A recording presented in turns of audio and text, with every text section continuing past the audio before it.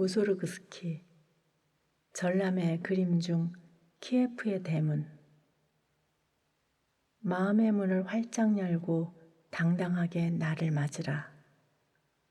1812년 세계 정복을 꿈꾸며 모스크바에 진격했던 나폴레옹은 러시아에 패하고 만다. 이를 계기로 러시아는 대제국으로 성장하는 발판을 마련하며 슬라브 민족의 우월함을 드높이자는 민족의식이 불타올랐다.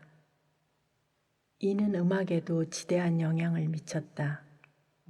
당시만 해도 러시아는 러시아다운 국민음악이 없었다. 그러나 민족의식이 타오르면서 러시아 음악의 아버지라 불리는 글린카는 러시아 국민음악의 기초를 세웠고, 이를 이어 러시아 5인조는 러시아 음악을 독자적으로 발전시켜 나갔다. 러시아 5인조는 말라키레프, 큐이, 보로딘, 무소르그스키, 림스키-코르사코프 등 5인을 일컫는다. 그런데 흥미롭게도 이들 모두가 음악을 전공한 건 아니었다. 말라키레프는 대지주의 아들이었고, 큐이는 명성도 없는 작곡가였으며 보로딘은 의사였다. 그나마 무소르그스키와 림스키-코르사코프만이 음악적인 지명도가 있었다. 특히 무소르그스키는 러시아 5인조 가운데 가장 독창성이 뛰어난 작곡가였다.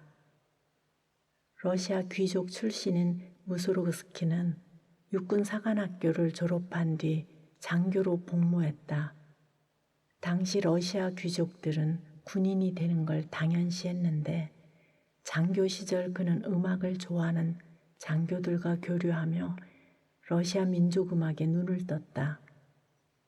그리고 군의관이었던 보르딘을 만나는데 그때 무소르그스키는 17세, 보르딘은 24세였다. 문학과 역사, 철학, 신학 등 다방면에 관심이 많았던 무소르그스키는 장교 시절 신학 교관에게 교회 음악을 배울 정도로 음악에 열성적이었다.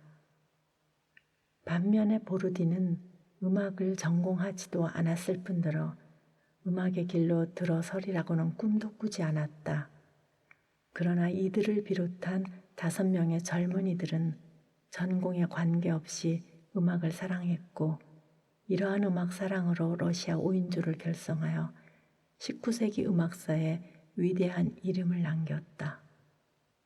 무소르그스키는 인간의 대화에서 억양과 선율을 감지하여 대담하면서도 혁신적인 기교로 날카로운 풍자와 더불어 사회적인 모순을 드러낸 음악을 구현했다.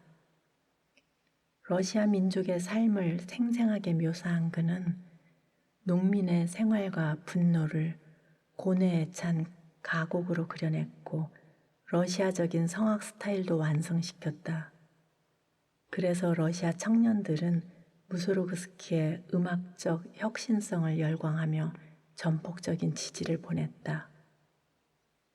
전람회의 그림은 무소르그스키의 친구인 하르트만을 위한 곡이다. 건축가이자 화가였던 하르트만은 무소르그스키의 후원자이기도 했는데 31세의 젊은 나이에 요절했다. 이게 대체 무슨 일인가? 말이나 개, 쥐들도 살고 있는데 하르트만이 죽다니.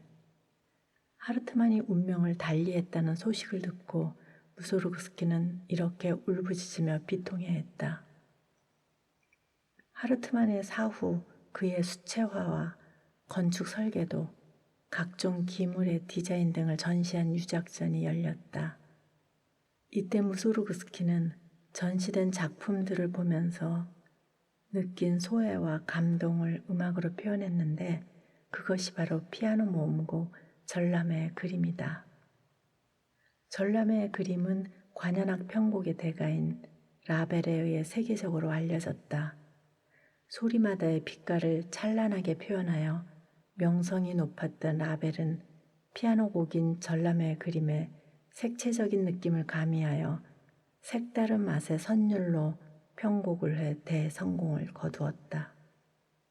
전람회의 그림에는 아름다운 간주곡으로 유명한 프롬 다드가 있다. 이 곡은 전람회의 작품을 보러 다니는 걸음걸이를 묘사한 곡으로 작품과 작품 사이사이에 시시때때로 나온다. 작품과 작품 사이를 걸으며 생각에 잠기는 것처럼 프롬 다드도 곡과 곡 사이를 누비는 것이다. 이 곡은 매우 독창적이어서 훗날 드뷔시에게 많은 영향을 주었다. 키예프의 대문은 전람회의 그림 중 마지막 10번째 곡이다. 당당한 기세가 전율을 느끼게 하는 웅장한 곡인데 원곡인 피아노 연주보다 관현악곡으로 편곡된 오케스트라로 연주하면 그 웅장함은 배가 된다. 남러시아에 위치한 키예프는 지금은 우크라이나의 수도로 이곳에 거대한 대문을 세우려고 했었다.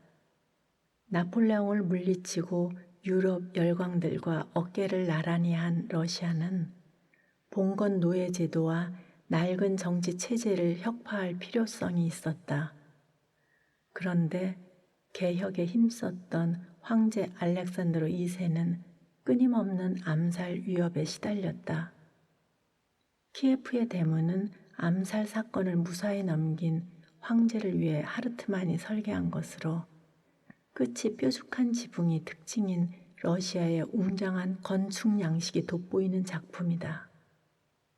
그러나 이 대문은 설계만 되었고 실제 건축은 이루어지지 않았다.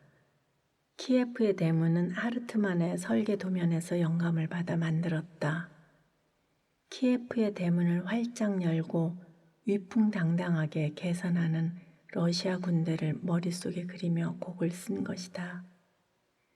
러시아 민요와 춤곡을 바탕으로 한 이 곡은 심장을 두드리는 종소리가 러시아의 희망과 영광을 상징하는 듯하다.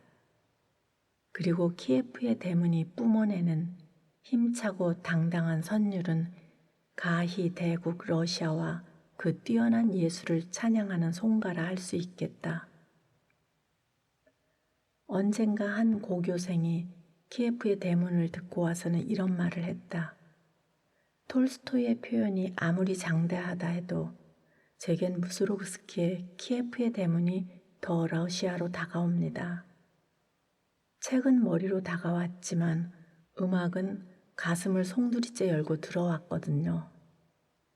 나는 이 멋진 말에 동감한다. 이제 무소로그스키가 두드리는 것은 상상 속의 키예프의 대문이 아니다. 그는 음악을 통해 마음의 문을 두드린다. 굳게 잠긴 빗장을 열고 가슴을 펴고 당당하게 자신을 맞으라고 한다. 그러면 어느새 어깨가 펴지고 온몸에 뜨거운 힘이 솟아난다. 자, 이제 더 이상 망설이지 말고 당당하게 활짝 열린 마음의 문으로 들어가자. 그것이 곧 세상을 향한 길이다.